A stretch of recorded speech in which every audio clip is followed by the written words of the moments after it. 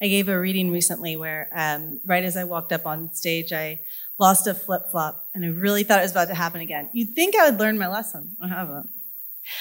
In the interest of time, I'm only going to read one poem from my last book, The Way a Wound Becomes a Scar.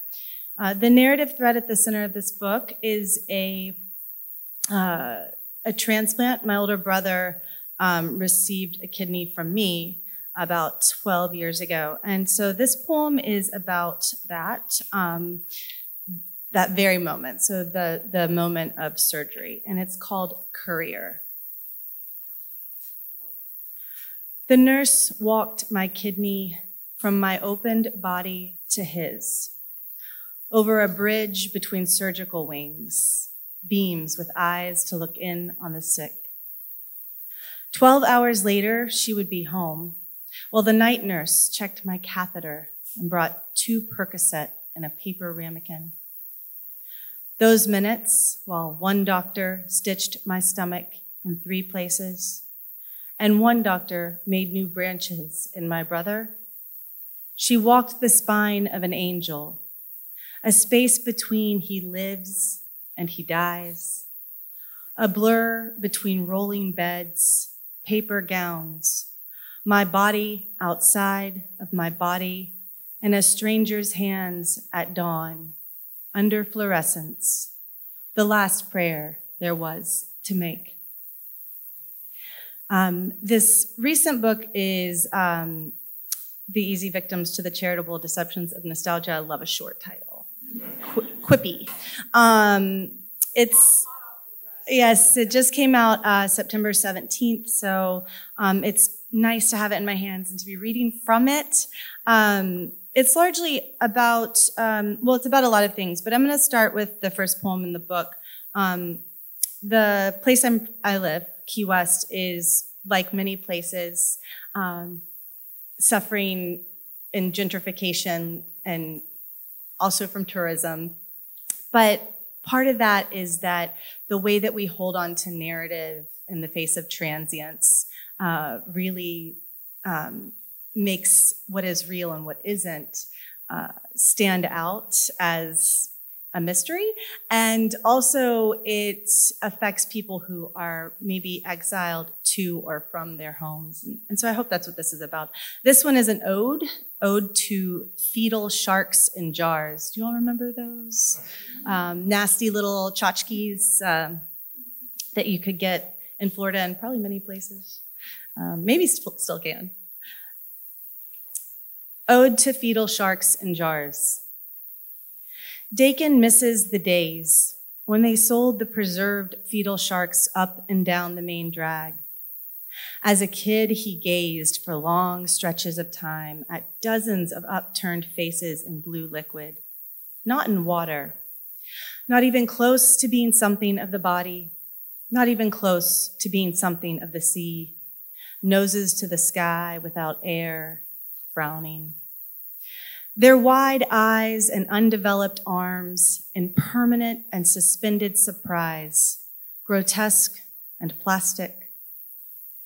Their solitude was his, too, when fewer people peopled his streets, when space and silence existed, and these tchotchkes dotted the state straight up to the panhandle and a line of citrus stand signs, towering oranges eclipsing the sun, and pineapples made of metal and neon, their leaves great enough for osprey to make nests in and be left alone, mostly. A map for sleepy summer drives in unbearable heat, straight down to the place of his birth. A map he can't travel now.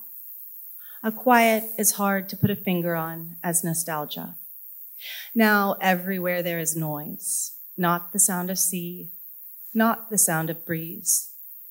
Now everywhere there is the sound of bodies never suspended for long and buildings always building upward to get us all, everyone who can possibly fit closer to the sunset, the divine and commercial sunset, more brilliantly red and pink by the summer, and it's always summer day. There used to be siestas, and he remembers them. In the afternoon in August, His eyes surveyed the displays of sharks that would always be young and never be swimming. The streets were emptied and the storefronts cleared, the men home in hammocks, their chests undressed and bellies bared to the shade of the mango trees and their leaves, and they shook, and you could hear them. I'm only going to read 2 more poems. This next one is called El Lector. In the cigar factories, the lector was the person, it was a really valuable position if you could get it, who would stand on a lectern and read novels, newspapers from Cuba to the rollers as they were rolling their cigars. And my husband's great-grandfather may or may not have been one of these. Your father tells lies about how it began. Your father tells it that he was a lector. He walked the aisles of immigrants, their hands browned and fists sore, to stand above them on La Tribuna in the smoke, revered. He read Cervantes, emphatic with gesture. His Castilian brought life to La Voz de la Suicidad. Your is certain that this isn't truth, as your father's certain it is. In your version, your great-grandfather comes from Cuba, and he is merely one of those cigar rollers. But narrative is all that's left. So much of where you were born only exists in folktale. The pattern of barreling down to build more and higher has made a mass-produced tropic of your birthplace and exiled to memory all that is native, your legacy and oral lore, a telephone game mythology. The only truth you know is that you are confined to this island, set in the coral stone of your birth. The past only foretells when read backward. So I listen till you tell me your story in circles. A curse our children will inherit. Their chronicle a catacomb that can't be unearthed. And this last poem I'm going to read is about a time I years ago went to work one morning, opened up the computer, and went naturally right to Facebook, where I saw a news story about a man in my hometown, Bowling Green, Kentucky, having gone missing. And as I read, I realized it was my stepbrother. So this is called When My Stepbrother Went Missing. I found out in a news clip sent from someone I didn't know well, a whole person lost, a shadow dissipated into cloud. Like my friend who pictures the tumor in her sister's leg shrinking and it works. The heat of blood there, then gone. There were lights, plane blades, large groups breaking into small groups, into grids.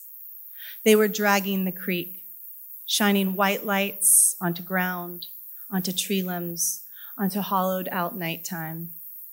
But he was nowhere. 6 feet and 2 inches of man, now wind. What would you do, you ask, if you woke up and I was missing?